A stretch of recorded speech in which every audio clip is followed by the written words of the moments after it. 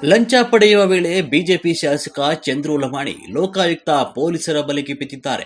ಜಿಲ್ಲೆಯ ಶಿರಹಟ್ಟಿ ಕ್ಷೇತ್ರದ ಬಿಜೆಪಿ ಶಾಸಕ ಚಂದ್ರು ಲಮಾಣಿ ಗುತ್ತಿಗೆದಾರನ ಕಡೆಯಿಂದ 5 ಲಕ್ಷ ಲಂಚ ಸ್ವೀಕರಿಸುವ ವೇಳೆ ಲೋಕಾಯುಕ್ತರ ಬಲೆಗೆ ಬಿದ್ದಿದ್ದಾರೆ. ರಸ್ತೆ ತಡೆಗೋಡೆ ನಿರ್ಮಾಣ ಕಾಮಗಾರಿ ಹಿನ್ನೆಲೆಯಲ್ಲಿ ಗುತ್ತಿಗೆದಾರನಿಗೆ 11 ಲಕ್ಷ ರೂಪಾಯಿಗೆ ಬೇಡಿಕೆ ಇಟ್ಟಿದ್ರು. ಗುತ್ತಿಗೆದಾರ ವಿಜಯ ಪೂಜಾರಿ ಎಂಬುವರಿಂದ ಹಣ ಪಡೆಯುವ ವೇಳೆ ಲೋಕ ಬಲೆಗೆ ಬಿದ್ದಿದ್ದಾರೆ. ಧಾರವಾಡ ಲೋಕಾಯುಕ್ತ ಎಸ್ಪಿ ಸಿದ್ಲಿಂಗಪ್ಪ ಅವರ ನೇತೃತ್ವದಲ್ಲಿ ದಾಳಿ ನಡೆದಿದೆ. ಶಾಸಕ ಹಾಗೂ ಅವರ ಆಪ್ತರನ್ನು ಪೊಲೀಸರು ವಶಕ್ಕೆ ಪಡೆದಿದ್ದಾರೆ ಅಂತ ಮಾಹಿತಿ ತಿಳಿದು ಬಂದಿದೆ.